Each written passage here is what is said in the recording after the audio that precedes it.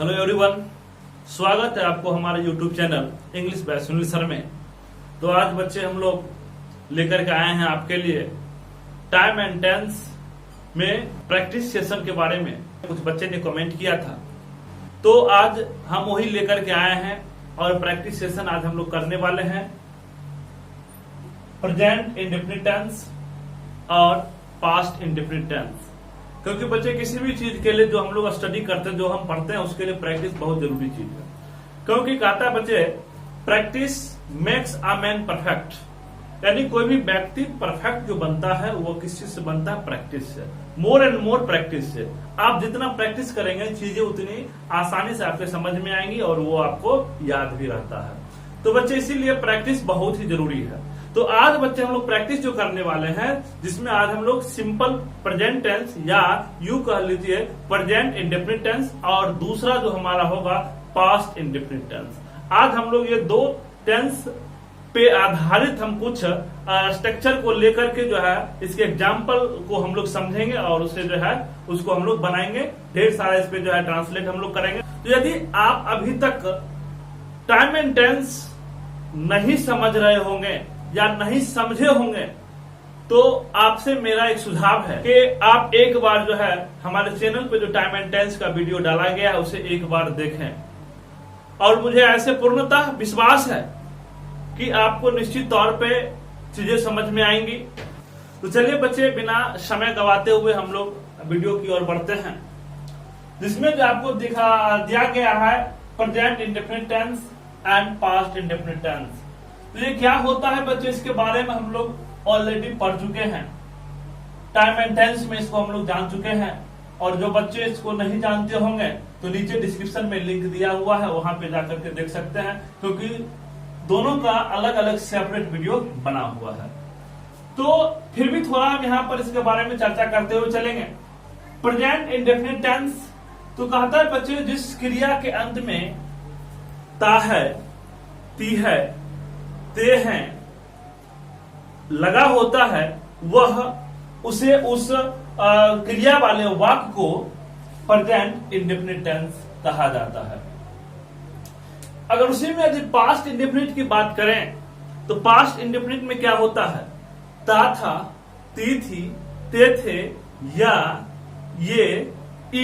ये सब जो है कहां लगा होता है? क्रिया के अंत में लगा होता है। तो जब ये क्रिया के अंत में ये सारे वर्ड लगे होते, सारे शब्द लगे होते हैं, तो वह हमारा क्या हो जाता है? पास्ट इंडेफिनिट टेंस हो जाता है। तो चलिए सबसे पहले इसका हम लोग कुछ बेसिक चीज देख लेते हैं, उसके बाद हम लोग प्रैक्टिस सेशन की ओर आगे बढ़ेंगे।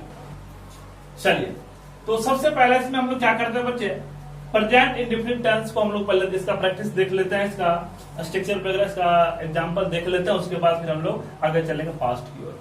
तो प्रेजेंट इंडेफिनिट टेंस में कहता है कि क्रिया के अंत जो मुख्य क्रिया होती है, उस मुख्य क्रिया के अंत में क्या लगा होगा? ता है, ती है, ते हैं, ता हूं, ती हो, etc। तो ये जो लगा होगा कहां पर लगा होगा? जो मुख्य क्रिया दिया होता है, मुख्य यानी मेन वर्ब जो दिए होते हैं उसके अंत में लगा होगा। और इसका स्ट्रक्चर जैसे अफर्मेटिव का होता है, क्या होता है? सब्जेक्ट, वर्ब 1 या वर्ब 5 प्लस ऑब्जेक्ट। तो वर्ब 1 कहां पर लगेगा बच्चे? जहां पे क्या होगा? फर्स्ट पर्सन या सेकंड पर्सन सब्जेक्ट के रूप में आएगा, वहां पे हम लोग क्या करेंगे? वर्ब 1 लगाएंगे। और जहां पे थर्ड पर्सन सिंगुलर नंबर के साथ हम लोग क्या करते हैं? वर्ब 5 का प्रयोग करते हैं। यानी कि वर्ब 5 को एस या ईएस हम लोग सूचित कर सकते हैं। यानी जो मेन वर्ब दिया होता है उसमें एस या ईएस हम लोग क्या करते हैं? ऐड कर देते हैं, जोड़ देते हैं। अब चलिए यहाँ पर क्या कहता है, ये तो हो गया अफर्मेटिव, और साथ साथ मैं सबका एग्जांपल भी करवाते चलता हूं। मैं उसकी मदद करता हूं। अब करता हूं तो ध्यान दीजिए बच्चे, ता हूं यानी कि ये हमारा फॉलो कर रहा है। अब जब ये फॉलो करेगा तो इसका मतलब ये स्ट्रक्चर जो दिया हुआ है यहाँ पर, सारा स्ट्रक्चर इसमें काम करेंगे। अब जैसे यहाँ पहला अफर्मेटिव है। अफर्मेटिव क्या होता है? जिसमें आपको सिंपल एक स्टेटमेंट के तौर पे लिखा हुआ होता है, मैं उसकी मदद करता हूं। तो पहले क्या करना है बच्चे? सब्जेक्ट लिखना है। मैं का क्या होता है? आई। उसके बाद क्या कहता है कि वर्ब 1 या वर्ब 5, तो बच्चे सब्जेक्ट के अनुसार हमें इसको क्या करना है, वर्ब 1 या वर्ब 5 को चयन करना है। यहाँ पे आई क्या है बच्चे, फर्स्ट पर्सन है। अगर फर्स्ट पर्सन होगा तो वहां पे क्या लगता है, वर्ब 1, वर्ब का पहला फॉर्म। तो क्या है बच्चे, मदद करता हूं, तो मदद करना क्या होता है, हेल्प। आई हेल्प उसके, I help her.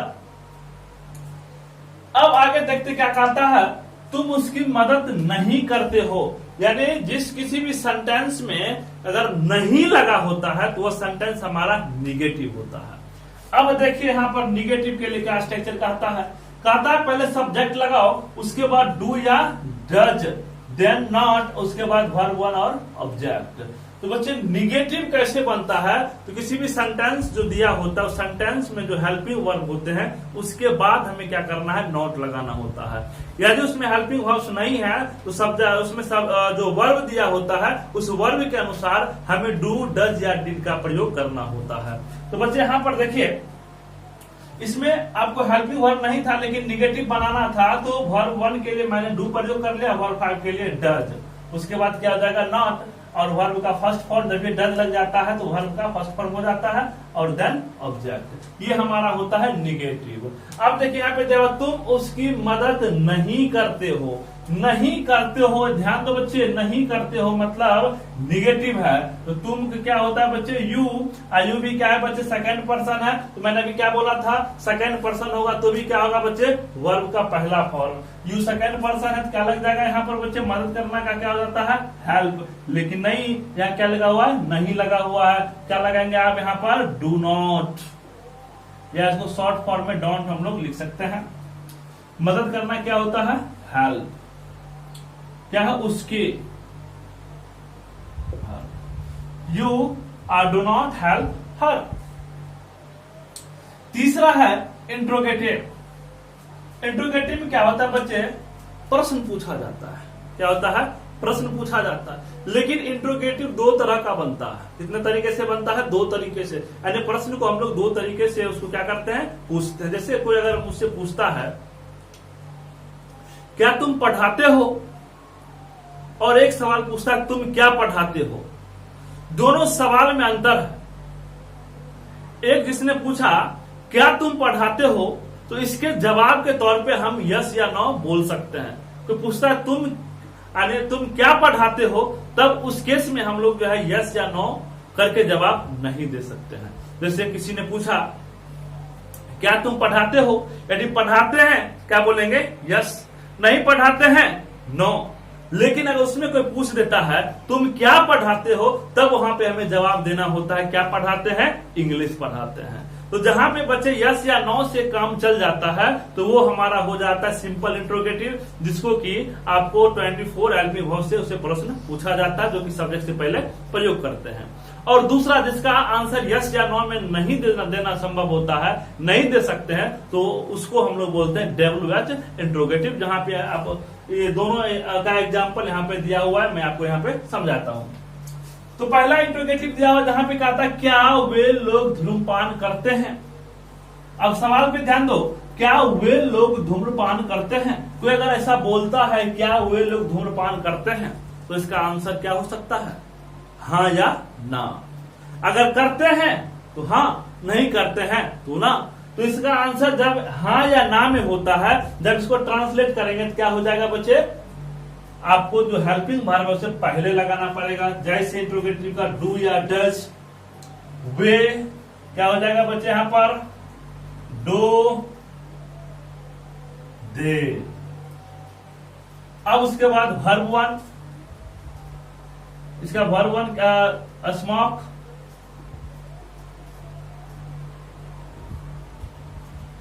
Do they smoke, क्या वे लोग धूम्रपान करते हैं। इसी में इसका निगेटिव भी होता है, नॉट लगा देंगे तो क्या हो जाएगा निगेटिव, क्या वह तुम्हारी मदद नहीं करता है। अब चलिए यहाँ पे देखिए इंट्रोगेटिव में do does subject not verb 1 object, क्या वह तुम्हारी मदद नहीं करता, क्या बन जाएगा इसका बच्चे, डज वह।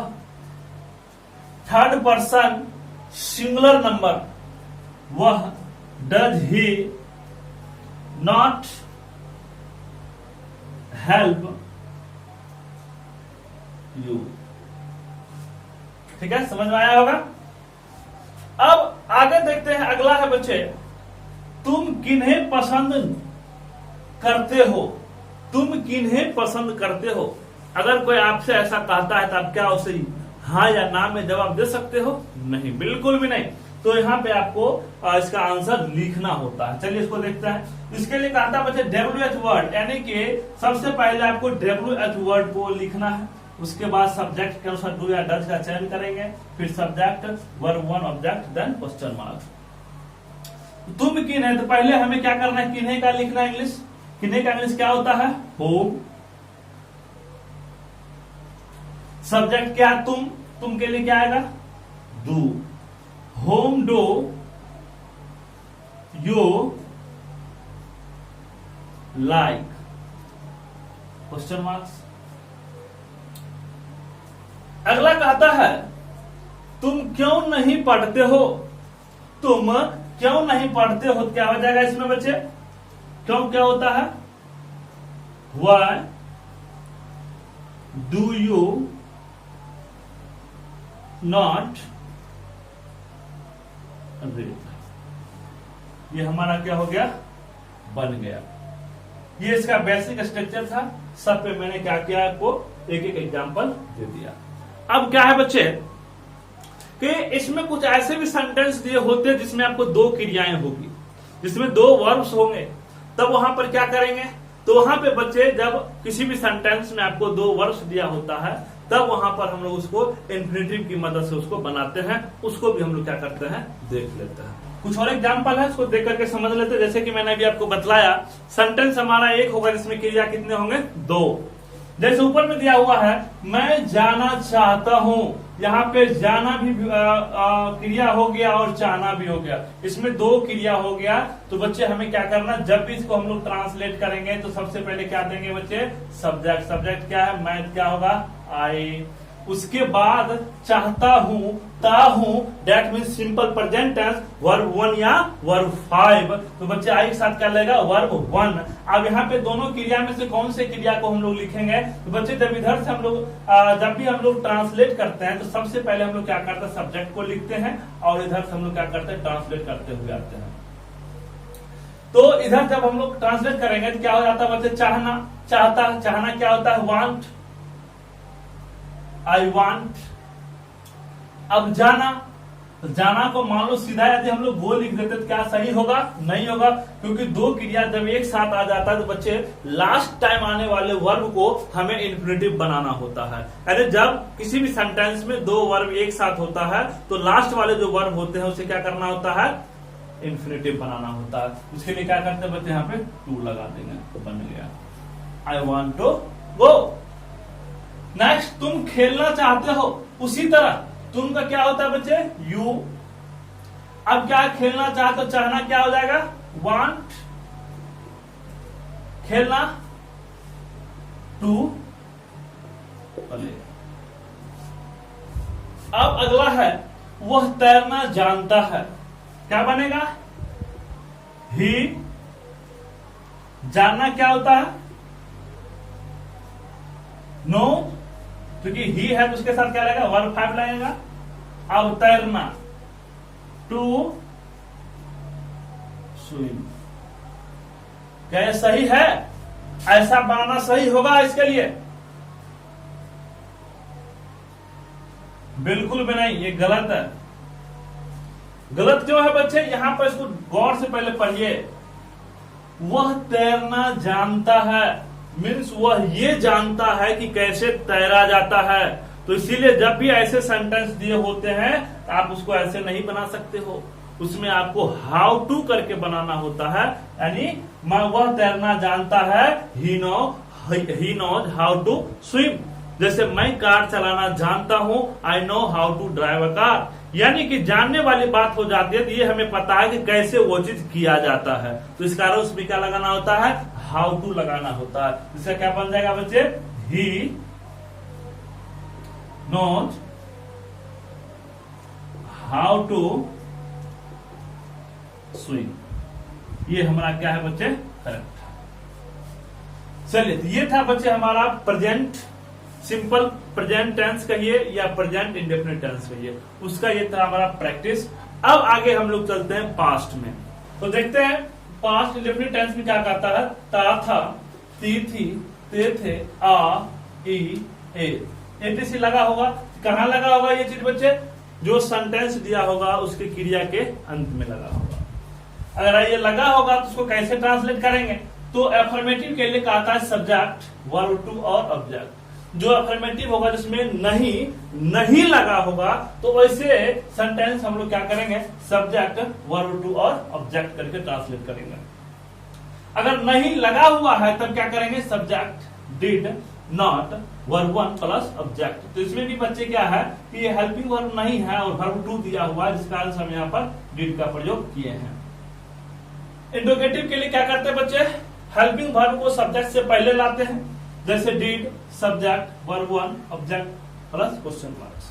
इंट्रोगेटिव प्लस निगेटिव, इसके लिए कहा था बच्चे डिड, सब्जेक्ट, यानी इसमें जो आपको इंट्रोगेटिव दिया हुआ है इसी में क्या करना है, नॉट का प्रयोग कर लेना है, तो क्या हो जाता है, इंट्रोगेटिव निगेटिव हो जाता है। डब्ल्यूएच क्वेश्चन के लिए बच्चे क्या है, डब्ल्यूएच वर्ड पहले लाना होता है और उसके बाद did, subject, verb one, object plus question marks. Negative WH word, negative WH word में भी निगेटिव कुछ होते हैं, जैसे कि यहाँ पर दिया गया है, WH word, did, subject, not, verb one, object plus question marks. अब सब में बच्चे का एग्जांपल यहाँ पर मैंने लिया है, उसको चलिए सॉल्व करते हैं। पहला दिया हुआ, सरकार ने गरीबों की मदद सरकार ने गरीबों की मदद की। तो मदद की यानी अंतिम में की लगा हुआ है, यानी किधर गया, ई। तो ये क्या हो गया बच्चे हमारा सिंपल पास्ट। अब सिंपल पास्ट का स्ट्रक्चर क्या है बच्चे, सब्जेक्ट, वर्ब टू, ऑब्जेक्ट। तो सरकार क्या होता है बच्चे, द गवर्नमेंट, मदद करना, पास्ट फॉर्म हेल्प, गरीबों की द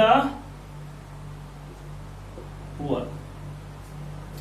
अगला है, आपने पत्र नहीं लिखा, नहीं लगा हुआ, you did not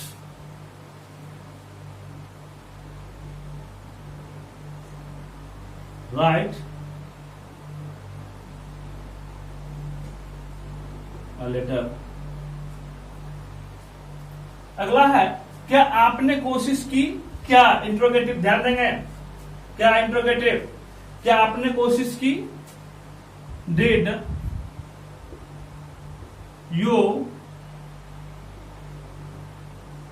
ट्राई, क्या आपने कोशिश की, डिड यू ट्राई। क्या तुमने गाली नहीं दी, डिड यू नॉट अब्यूज। ठीक है। नेक्स्ट क्या कहता, बच्चे स्कूल क्यों नहीं गए, क्यों नहीं गए यानी इसका आंसर आप जो है बच्चे हाँ या ना में नहीं दे सकते हो, इसको बनाना पड़ेगा। बच्चे स्कूल क्यों नहीं गए, क्यों क्या होता है बच्चे, why did children not go to school. थोड़ा जगह कंजेस्टेड था। तुम लोग कब आए, when did you come, तुम लोग कब आए। तो बस इसमें भी कुछ इससे हट करके कुछ एग्जांपल्स है, उसको हम लोग क्या करते हैं अभी उसको भी देख लेते हैं। चलिए, तो बच्चे 3 सेंटेंस और यहाँ पर दिया गया है, इसको देख लेते हैं। पहला क्या कहता है, उसने मैच जीतने की कोशिश की। फिर से बच्चे इसमें 2 फॉर्म आ गया, एक हो गया कोशिश करना, दूसरा क्या होगा जीतना। जीतना होता है विन और कोशिश करना क्या होता है ट्राई। तो इसको भी उसी नियम से हम लोग बनाएंगे। उसने क्या होता है बच्चे ही, इधर से चलेंगे अब सब्जेक्ट लिखने के बाद। कोशिश करना क्या होता है try, past form try. Second time जो वर्ब आता है उसको क्या करते हैं, इन्फिनेटिव बनाते हैं। He tried to win the match. Clear है? मैं वहां जाया करता था। अब देखिए इसमें अलग हो गया, जाया करता था यानी इसमें हैबिट को दर्शाया जा रहा है। मैं वहां जाया करता था मतलब क्या, वहां जाने का मैं आदी था। तो जब ये बच्चे हैबिट को दर्शाता है तो उसके लिए हम लोग क्या प्रयोग कर लेते हैं बच्चे, यूज्ड। क्या प्रयोग करेंगे, यूज्ड। तो चलिए जैसे यहां है आई, जाया करता था I used to go there. उसी तरह वह उपन्यास पढ़ा करते थे, से यूज्ड टू रीड नॉवेल्स।